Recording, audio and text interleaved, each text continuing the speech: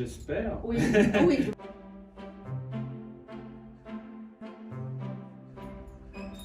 Bonjour Stéphane.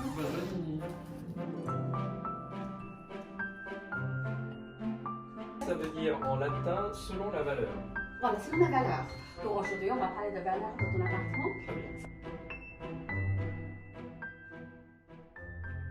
En fait, nous habitions Neuilly depuis de nombreuses années. On appréciait beaucoup Neuilly et on voulait revenir plus dans le centre de Paris. On a trouvé cet appartement fortuitement.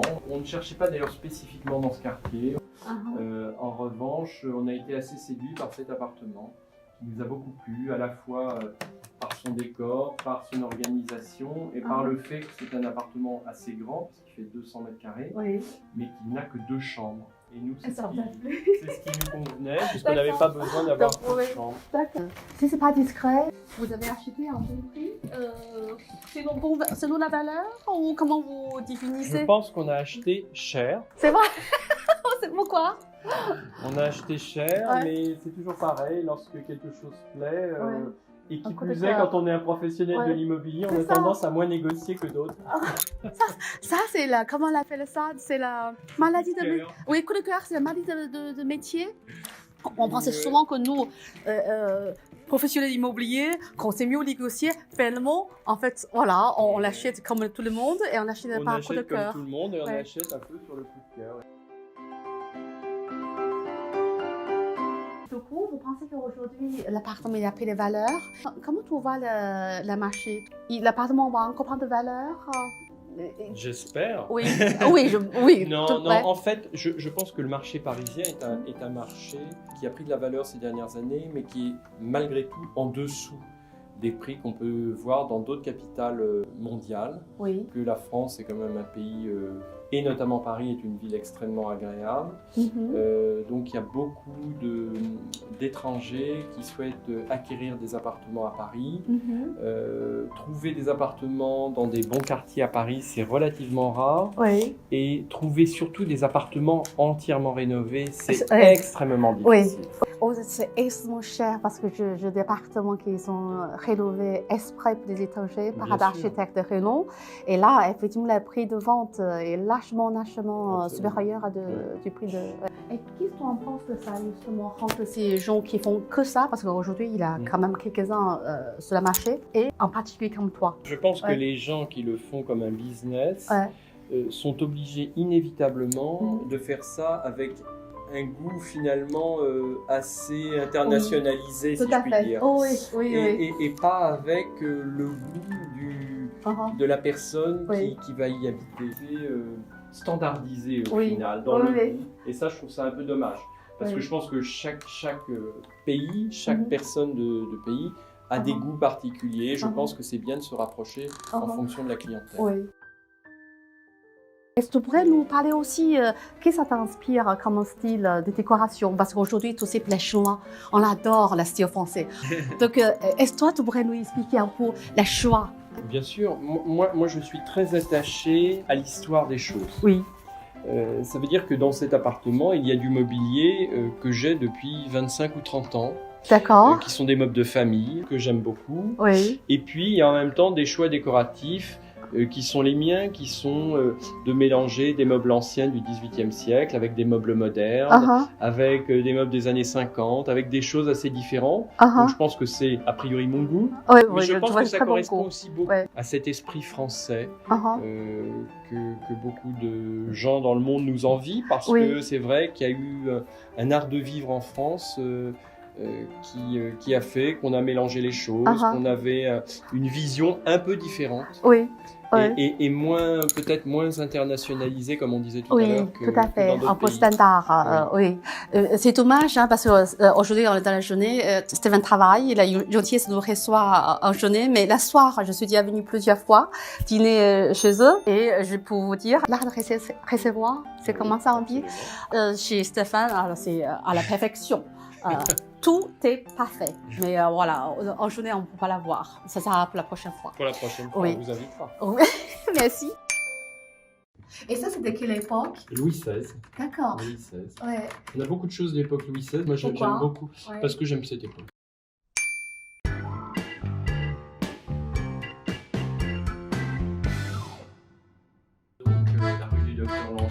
Oui. Si bien que nous avons 11 portes-fenêtres dans cet appartement. D'accord, oui. Oh, moi j'adore les appartements qui sont à l'angle, qui ont beaucoup de fenêtres, qui ont beaucoup de lumière qui rentre. C'est très agréable parce qu'on a beaucoup de lumière. Le soleil se lève le matin et on l'a toute la journée. Oui. Et ensuite il donne à l'arrière sur les chambres. C'est très plaisant à ce niveau-là. Et le au-dessus du plafond, j'ai l'impression qu'il y a au moins 3,50 m. Oui, il y a 3,50 m. Ouais. Il faut savoir que c'est un appartement qui avait été, le précédent propriétaire avait acheté au début des années 70. Oui. Et les propriétaires avaient aménagé cet appartement comme on le faisait à l'époque, comme la mode de l'époque l'était, Oui. c'est-à-dire avec des faux plafonds, de manière un peu plus contemporaine. Oui. Et donc, quand nous avons acheté l'appartement, nous avons tout redémoli. Donc, on a l'impression que tout est d'origine, mais en fait, on a restauré les plafonds qui étaient cachés depuis une cinquantaine d'années. Donc, ça a coûté une fortune pour réinstaller ça. Ça a coûté pas mal de sous et ça a également pris pas mal de temps. La restauration des plafonds dans ce salon et dans le salon d'à côté a duré 4 mois et demi. Juste le plafond. D'accord.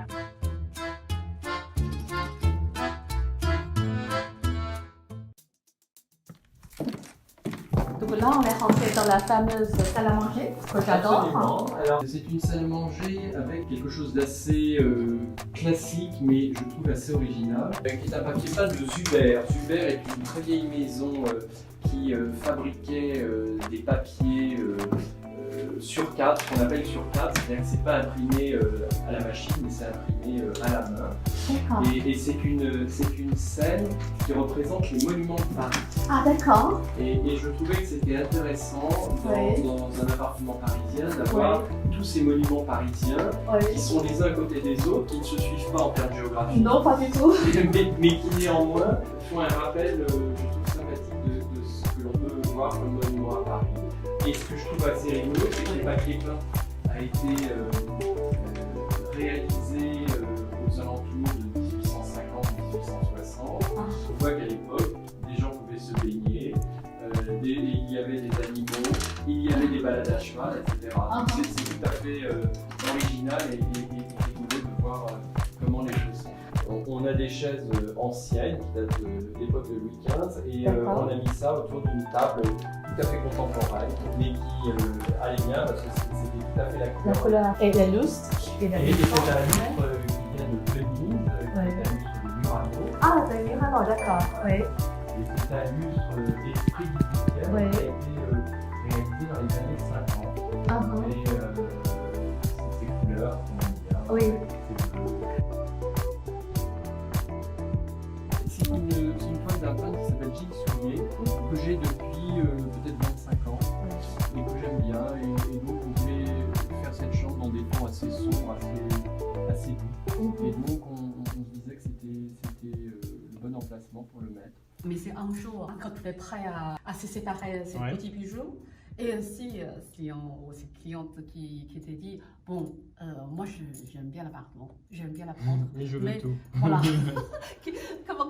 comment tout répondras-tu? Sont de vrais amateurs, pourquoi pas. C'est très important aussi quand on cède un appartement, d'avoir quelqu'un qui apprécie ce qui a été fait. C'est ménage de peinture. Très ancien, classique et aussi de moderne. Et comment tu l'as choisi, toutes ces peintures, et mettre ensemble? Et voilà. Je dirais que cette composition, pour moi, symbolise assez bien mon goût. C'est-à-dire que c'est allier des peintures modernes, des peintures plus contemporaines, des collages, des aquarelles. Et je trouve que c'est la vie. C'est-à-dire la vie, c'est pas uniforme, c'est à un moment donné, on peut aimer telle chose ou telle autre.